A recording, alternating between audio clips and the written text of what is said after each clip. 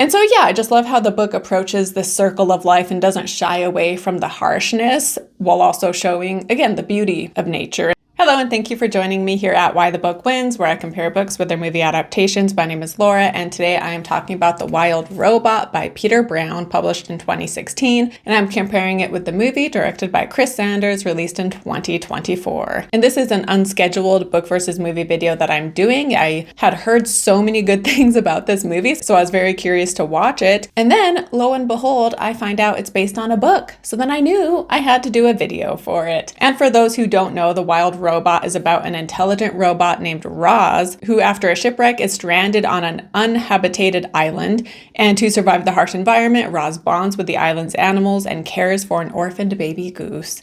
And I'm just going to get right into the details of the plot, so we will have spoilers going forward. And so yeah, in both book and movie, Rozz begins caring for a goose egg after she accidentally kills the mother goose and the other eggs are cracked. And in the movie, after the egg hatches, she then thinks her job is done and she tries to get rid of the gosling. And it isn't until a possum tasks her with being a mother to this goose that she then begins to care for it, because the possum tells her she needs to teach the gosling to swim, to fly, and she needs to feed it. And in the movie, Rozz is very task-oriented, so any task she is given, she will complete. And so this is what causes her to really become a mother to this gosling. And then the fox, Fink, is a much bigger character in the movie, and he befriends Rozz, and they even live together in the home Rozz builds. And he tells her that she needs to come up with a name for this little baby goose. And she initially wants to name it something like Gosling 0001, which I thought was funny. But Fink tells her, like, you can't name him that. You need to come up with something else. And so Rozz comes up with the name Brightbill. Whereas in the book, no one specifically tasks Rozz with raising the goose per se, the way they do in the movie. And in the movie, Rozz being so task-oriented, that was unique to the film. But yeah, in the book, it just kind of happens naturally, where she goes from one animal to another animal to another animal to get advice on how to raise this gosling. And then yeah, there's even a goose that she meets early on, and this goose helps give her advice, and the goose also helps get Brightbill integrated with the goose community, and so he learns to fly with them, he learns to swim with them. And in the book, he does become a better flyer than the other geese because he has Rozz to help him, and she will teach him, because of her robot intelligence. She's able to teach him like the physics of how to become a better flyer. But yeah, in the movie, no other geese help them, and no other animals really help them. And for the most part, she is only friends with the fox, the possum, and a beaver. And so when she teaches Brightbill how to swim, they don't have other geese to help them. And so she's teaching him how to swim based on how humans swim, which I thought was pretty funny because he's like using his wings to try to swim and it just looks like he's drowning. And in the movie, he just happens upon this flock of geese, and all of the geese know who he is, and they make fun of him for thinking a robot is his mom, and they kind of just turn their backs on him. And of course, Brightbill is very upset about this for the way he's treated by the geese, but then he also feels stupid because he's like, wait, what? I can't believe I thought you were my mom. Like, I'm so dumb. And this is when he finds out that Rozz caused the death of his mother, and so they have a bit of a falling out. And this too was not in the book. Like I said, he had been raised around geese his whole life, even if he did view Rozz as his mom. And we do have other animals making fun of him for calling Rozz his mom, but it's not geese, it's actually these two other bear cubs who they later end up befriending. And then in the book, there's this robot graveyard because Rozz, her type of robot is called a Rozzum, and there were a number of Rozzums that shipwrecked onto this island. And so there's this robot graveyard where all of these other robots are that battered on shore, and now the pieces are everywhere. And so Brightbill hears about this and he wants to go see the robot graveyard and just learn more about Rozz. And so they go there together. And then Rozz also has this shutdown button, and there's like this whole thing with that where they want to press the button and see what will happen, and they do. And Brightbill is nervous, but he turns her back on. And when he turns her back on, she still has all of her memories and is the same Rozz. Whereas in the movie, it's not called the robot graveyard and Brightbill never goes there, but Rozz goes there after Brightbill gets upset with her, and so she turns on one of the other robots to get advice from them. And this other robot sees that Rozz has gone off her programming, and she is now making judgments based on,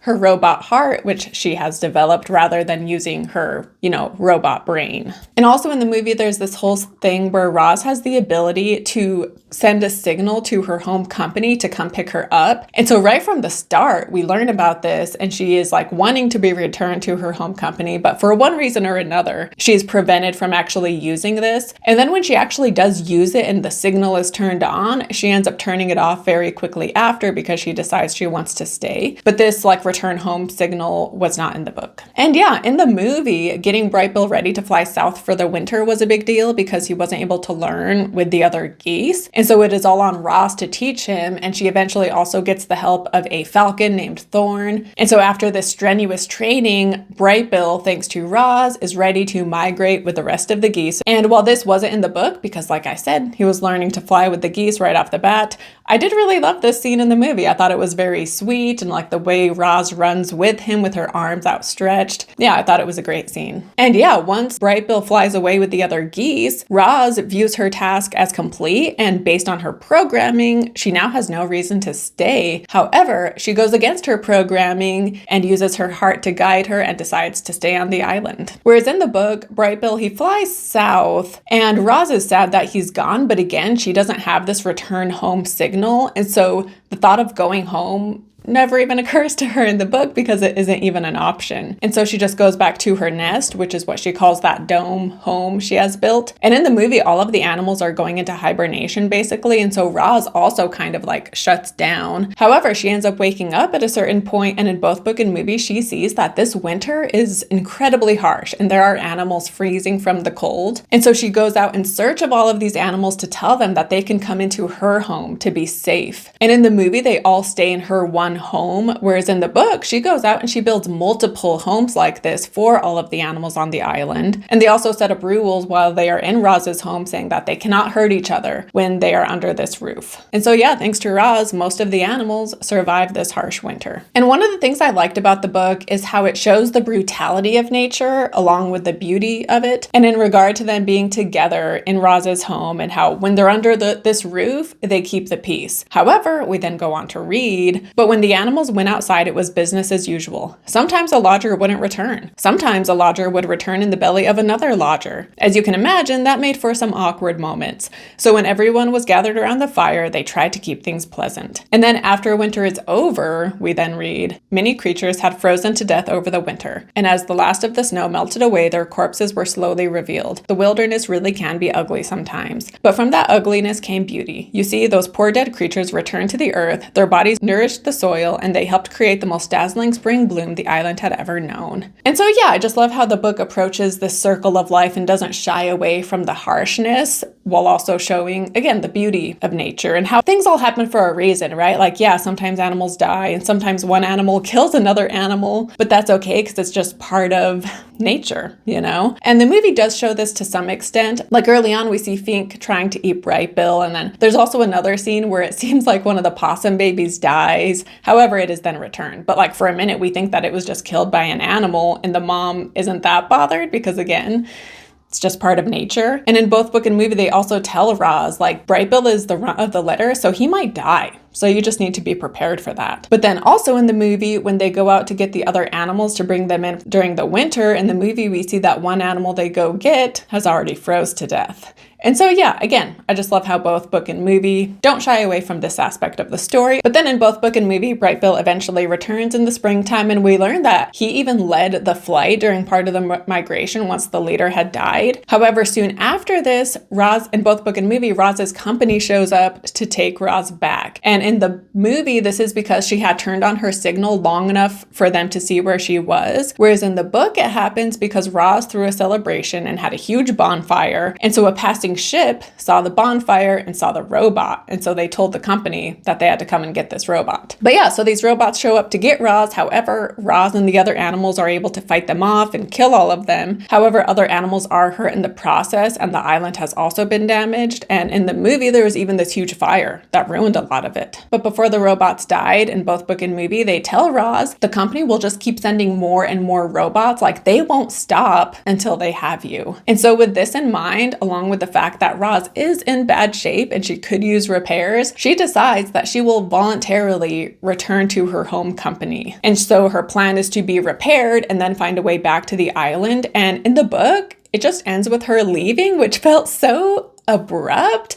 Like, I get he wants you to read the rest of the books in the series, so ending on a cliffhanger is one way to make sure readers return for the second book, but it just felt so unresolved. Like, we literally just end with her going home in the spaceship, and it just felt too unresolved for my taste. Whereas in the movie, Rozz leaves the island, but then we get a final scene where we see Rozz and Brightbill reunite when he stops to see her during his next fall migration. And in the movie, we also have this dramatic scene where when the ship comes to take Rozz back, they also want to take her memories because they're like, wow, like, you're so unique. We gotta take your memories from you. And so they do this. However, Brightbill gets onto the ship to save Rozz, and him cuddling up to her is enough to awaken something deep within Rozz that she is able to just naturally get her memories back. And this was not in the book. And in the book, Rozz befriends a number of animals as she is raising Brightbill. And so she starts to befriend quite a few of them. And then once winter happens, that is when she wins over the whole island. And they all realize like what an amazing creature she is and how helpful and kind she is. Whereas in the movie, even when she's raising Brightbill, none of the animals really befriend her, aside from those main three I mentioned. And it isn't until winter that the animals, again, learn to accept her and care about her. And then by the end, all of the animals are helping fight off these robots in order to keep Rozz around. And also I loved how in the movie, when the robots are there to take her, we see Rozz using different animal tactics that she has learned. Like we see her burrowing, we see her spray them like a skunk, we see her galloping like a deer. And this of course is something from both book and movie where we see how she is inspired by the various animals, and in both she takes on the wild nature of the world around her. And I really enjoyed both book and movie. I would highly recommend both of them. They have a lot of cute and funny moments. One funny moment in the movie that wasn't in the book is when Brightbill is meeting with other animals once he's a little older, and he's acting like a robot because that is who he has learned from. So I thought that was really funny.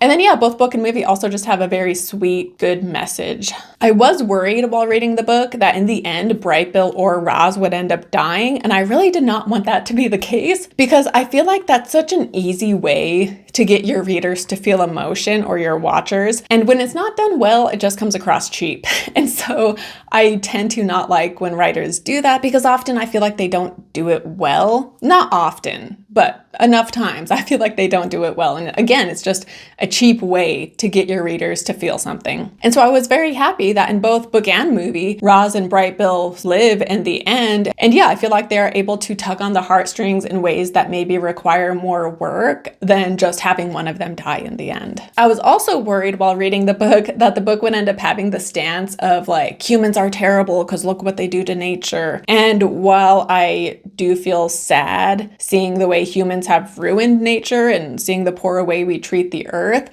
at the same time, I'm not a fan when that is a heavy-handed message in a kid's book, and so I was worried that was going to be the case. And we also get a scene during the migration in the book where one of the geese is shot by a human farmer. And so with that scene too, I was like, oh man, this is him starting to get into how terrible humans are. But thankfully that wasn't the case. And the reason he has this scene is so that later when robots show up to the island, the robots have guns. However, because the geese saw the farmer use this gun, they know how to use the gun against the robots. And so I did love that callback. And while the message of like humans need to stop ruining the earth kind of a thing, it might have been in there, it was still subtle enough that I thought it was handled very well in both book and movie. And the movie animation is fantastic and the voice acting was superb. However, I did think that near the end, like around the time Brightbill leaves her for his migration, suddenly it felt like we were bombarded with so many different events because we have the migration drama, the winter storm, Brightbill then returning, the ship showing up, them taking Rozz getting